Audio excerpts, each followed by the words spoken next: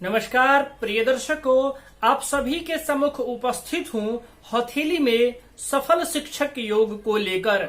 जी हाँ प्रिय दर्शकों, यदि आप भी अपने जीवन में एक सफल शिक्षक बनना चाहते हैं, शिक्षा के क्षेत्र में सफलता हासिल करना चाहते हैं, टीचर बनना आपका सपना है, आप अपने जीवन में एक सफल टीचर बनना चाहते हैं, तो आज मैं आपके लिए ही कार्यक्रम लेकर आया हूँ।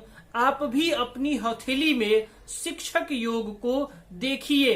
क्या आपकी हथेली में शिक्षा का योग बन रहा है कि नहीं, शिक्षक बनने का योग बन रहा है कि नहीं। प्रिय दर्शकों, सफल शिक्षक के हाथ में जो रेखाएं बनती हैं, जो योग बनता है, किस प्रकार की हथेली की बनावट होती है, जिसको शिक्षा योग समुद्रिक शास्त्र में कहा गया है। एक सफल टीचर के हाथ में किस प्रकार के योग पाए जाते हैं, किस प्रकार के योग मिलते हैं, मैं आज इस विषय को आपके सम्मुख रखने वाला हूं।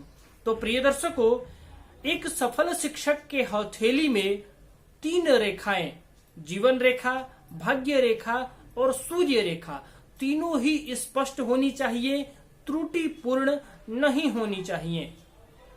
तो यदि आपके भी हथेली में जीवन रेखा अच्छी है, यदि आपके भी हथेली में जीवन रेखा पूर्ण लंबाई लिए हुए है, लालिमा युक्त है, कहीं से भी कटी नहीं है, तो यह पूर्ण जीवन रेखा है। और आपके हथेली में भाग्य रेखा स्पष्ट होनी चाहिए, पतली होनी चाहिए और पूर्ण लंबाई होनी चाहिए।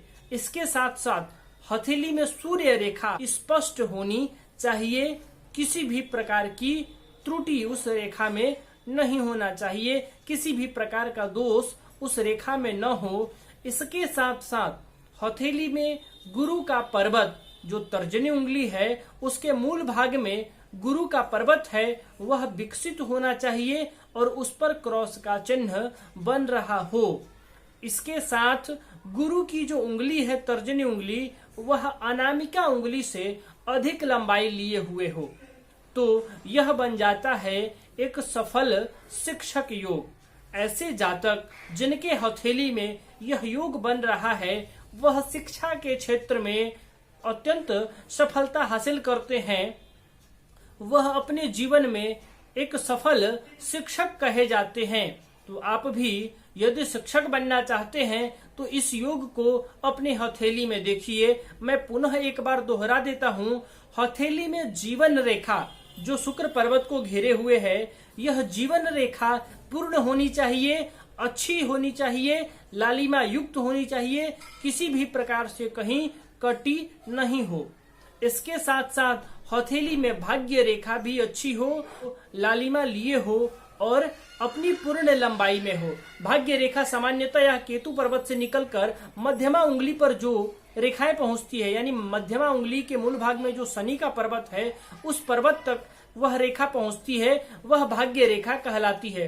तो यदि हथेली में भाग्य रेखा है और वह अच्छी है, कहीं से कटी नहीं है, कहीं टूटी नहीं है और लालिमा लिए हुए स्पष्ट है, इसके साथ साथ जो अनामिका उंगली है, इसके मूल भाग में एक छोटी सी रेखा होती है, वह भी स्पष्ट होनी चाहिए, वह सूर्य रेखा होती है।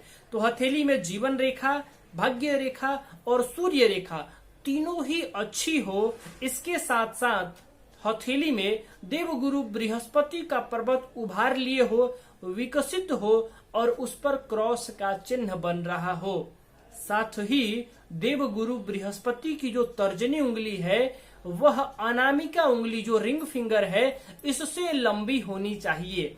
यदि तर्जनी उंगली अनामिका से लंबी है और देवगुरु बृहस्पति का पर्वत उभार लिए हुए है, उस पर क्रॉस का चिन्ह है, साथ में तीनों ही रेखाएं, जीवन रेखा, भाग्य रेखा और सूर्य रेखा स्पष्ट दिखाई पड़े आपके हथेली में, तो आप समझ जाइए कि यह एक सफल शिक्षक का योग है।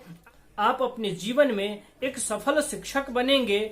आपका यदि टीचर बनने का सपना है तो वह अवश्य पूर्ण होगा, यदि आपकी हथेली में इस प्रकार का योग बन रहा है तो प्रिय दर्शकों, मैं आशा करता हूं कि यह विषय आप समझ गए होंगे। यदि इस विषय में आपको कहीं समझ में नहीं आता है तो आप वीडियो के कमेंट बॉक्स में पूछ सकते हैं, मैं आपको अत्यंत सरलता पूर्वक समझाने का प्रयास करूंगा। आज के लिए बस इतना ही, तब तक के लिए अनुमति दें। अगले दिन मैं एक नवीन विषय लेकर आप सभी के सम्मुख उपस्थित रहूंगा। तब तक के लिए अनुमति चाहता हूँ। नमस्कार।